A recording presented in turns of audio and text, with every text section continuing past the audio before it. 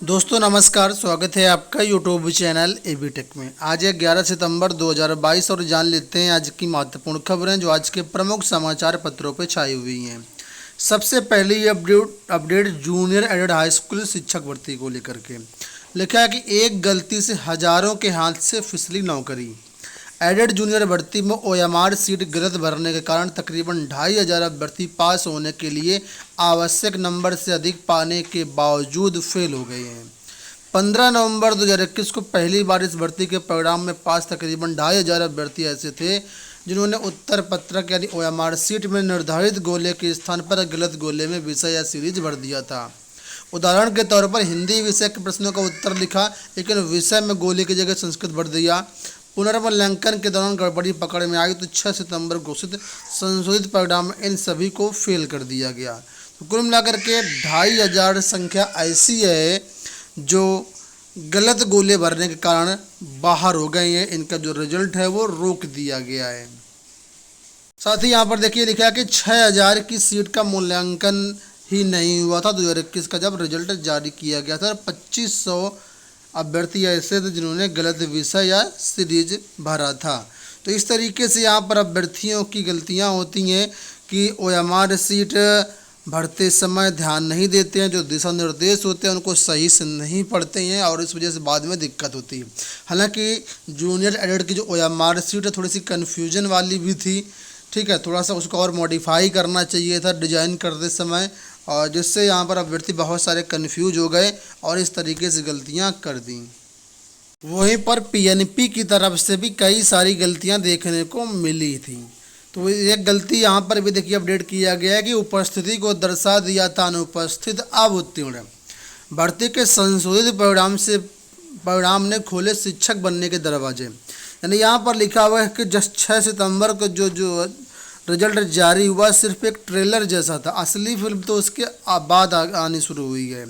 यहाँ पर एक बात ये निकल के आई कि 15 नवंबर को जब परिणाम जारी किया गया था तो उसमें एक ऐसा अभ्यर्थी था जो अनुपस्थित दर्शाया गया था, और अब जो परिणाम जारी किया गया है उसमें उस अभ्यर्थी को सफल घोषित किया गया, यानी उत्तीर्ण घोषित किया गया है और शिक्षक बनने की रेस में शामिल हो गया है। इस पर पीएनपी का जवाब ये है कि पूर्व में जो परिणाम जारी किया गया था उसमें उपस्थिति सीट से मिलान नहीं किया गया था, इस वजह से वो अनुपस्थित दिखाया गया था। लेकिन इस बार मतलब वो जो उपस्थिति सीट होती है उससे मिलान किया गया और वो अभ्यर्थी उपस्थित था, इस वजह से उसका रिजल्ट इस बार उत्तीर्ण घोषित किया गया है, उत्तीर्ण है वो अभ्यर्थी।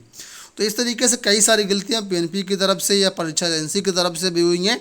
इन पर संबंधित के खिलाफ कार्रवाई भी होनी चाहिए जो अभ्यर्थियों के भविष्य के साथ खेलते हैं और ऐसी बड़ी गलतियां करती हैं। सभी को इसमें जो है जो भी एजेंसी परीक्षा कंडक्ट करवाती है उसकी जवाबदेही इस पर भी तय होनी चाहिए।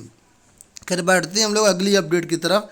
यहाँ पर अपडेट है कि देखिए उत्तर पुस्तिका अवलोकन पर आयोग के जवाब से अभ्यर्थी चिंतित हैं। सम्मिलित राज्य प्रवर अधीनस्थ सेवा परीक्षा 2020 की उत्तर पुस्तिका दिखाए जाने के अनुरोध पर अभ्यर्थी दिनेश कुमार को दिए गए उत्तर प्रदेश लोक सेवा आयोग के जवाब से अन्य अभ्यर्थियों के अभ्यर्थी चिंतित हो गए हैं।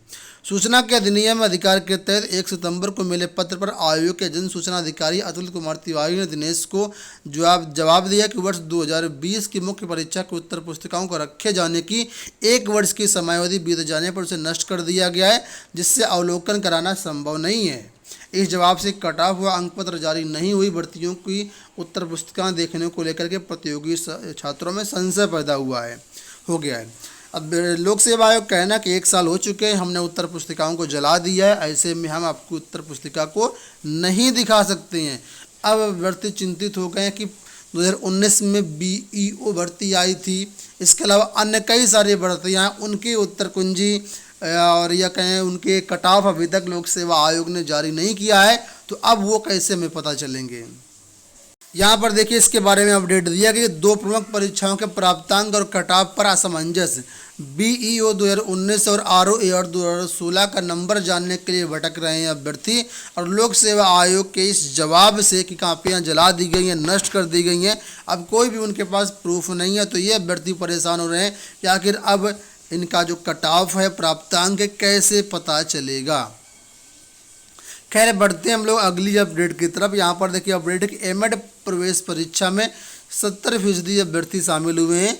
लखनऊ विश्वविद्यालय में पीजी की 4770 सीटों पर प्रवेश के लिए घमासान शनिवार से शुरू हो गया है। पहले दिन एमएड व अन्य विषयों की परीक्षा जिसमें 70% से अधिक अभ्यर्थियों ने शिरकत की। तो कुल मिलाकर के जो एंट्रेंस एग्जाम हो रहे हैं उसके बारे में यहाँ पर अपडेट किया गया है।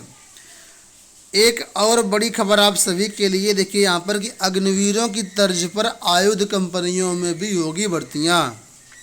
देश की तीनों सेनाओं में भर्ती किए जा रहे अग्निवीरों की तर्ज पर आयुध कंपनियों में भी यानी ऑर्डिनेंस फैक्ट्रियाँ जो होती हैं वहाँ पर भी नियुक्ति की जाएगी। इसकी शुरुआत गोला बारूद बनाने वाली कंपनी म्यूनिशंस इंडिया लिमिटेड यानी MIL करने जा रही है। कंपनी की ओर से 5 सितंबर को इस संबंध में पत्र जारी किया गया है। ये कंपनी 12 आयुध निर्माणियों का विलय करके बनी है। इसमें केमिकल प्रोसेसिंग वर्कर यानी CPW और डेंजर वेल्डिंग वर्कर की भर्ती की जाएगी। भर्ती 1 से 4 साल के लिए होगी। युवाओं को हर महीने 19,900 रुपये सैलरी के साथ ही महंगाई भत्ता दिया जाएगा। मकान किराया उसी स्थिति में मिलेगा जब निर्माणी के क्वार्टर खाली नहीं होंगे। तो कुल मिलाकर के यहाँ पर अब जो स्कीम है अग्निवीर वाली हर जगह धीरे धीरे लागू की जा रही। वो दिन दूर नहीं होगा जब इस स्कीम को लगभग हर विभाग में लागू कर दिया जाएगा। आपका इसके बारे में क्या कहना है, अपने विचार जरूर बताइएगा। चलिए बढ़ते हम लोग अगली अपडेट की तरफ। लिखा कि बाबुओं को जेई बनाने का रास्ता साफ। PWD में इसी माह प्रारंभ होगी पदोन्नति की प्रक्रिया। तो PWD में लिपिक से अवर अभियंता पद पर कर्मचारियों की पदोन्नति का रास्ता साफ हो गया है। पदोन्नति की प्रक्रिया इसी माह शुरू होगी। इसके लिए औपचारिकताएं पूरी की जा रही हैं।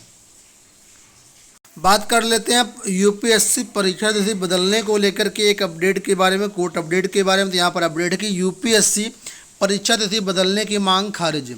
दिल्ली उच्च न्यायालय ने 24 सितंबर को होने वाली सिविल सर्विसेज मुख्य परीक्षा या FSSAI भर्ती परीक्षा दोनों में से किसी एक की तिथि को बदलाव के अनुरोध की अर्जी खारिज कर दिया। हाईकोर्ट ने कहा कि आयोग अब ऐसा करने से अन्य उम्मीदवारों को काफ़ी असुविधा हो सकती है।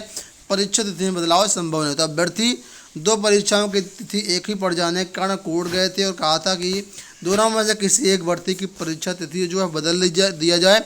इस पर कोर्ट ने साफ इनकार कर दिया है। बात करेंगे जेई एडवांस के नतीजों को लेकर के। तो जेई एडवांस के नतीजे आज जारी किए जाएंगे। देश भर के 23 IIT में एडमिशन लेने के लिए छात्रों का इंतजार खत्म हो जाएगा। जेई एडवांस 2022 के नतीजे रविवार सुबह जारी किए जाएंगे। ठीक है, तो ये नतीजे जो है आप लोग GAdvance.ac.in पर जाकर के चेकआउट कर सकते हैं। डीएलएड को लेकर के एक बड़ी अपडेट आ चुकी है कि डीएलएड में 1.25 लाख सीटें खाली, प्रवेश को सीधा मौका। जो भी लोग डीएलएड में एडमिशन लेना चाहते हैं उनके लिए एक बड़ी अपडेट है कि अगर आप फॉर्म यहाँ पर नहीं भर पाए थे तो आपको डायरेक्ट एडमिशन का यहाँ पर मौका मिलेगा। यहाँ पर देखो अपडेट किया गया है कि 45,153 अभ्यर्थियों ने ही अब तक प्रवेश लिया। इस तरह कुल मिलाकर के 1,25,551 सीटें 2 चरण में प्रवेश लिए जाने के बाद खाली रह गई हैं। अगर स्वीकृत सीट से प्रवेश लेने वाले अभ्यर्थियों की संख्या देखेंगे तो ये आंकड़ा 1,71,447 तक पहुंचेगा। उत्तर प्रदेश परीक्षा नीति प्राधिकारी PNP की ओर से 2 चरण में मेरिटवार प्रक्रिया होने के बाद प्रवेश के आंकड़े चिंताजनक हैं। अब रिक्त सीटों पर सीधे प्रवेश लेने का एक अवसर प्रशिक्षण संस्थानों को दिया जाएगा।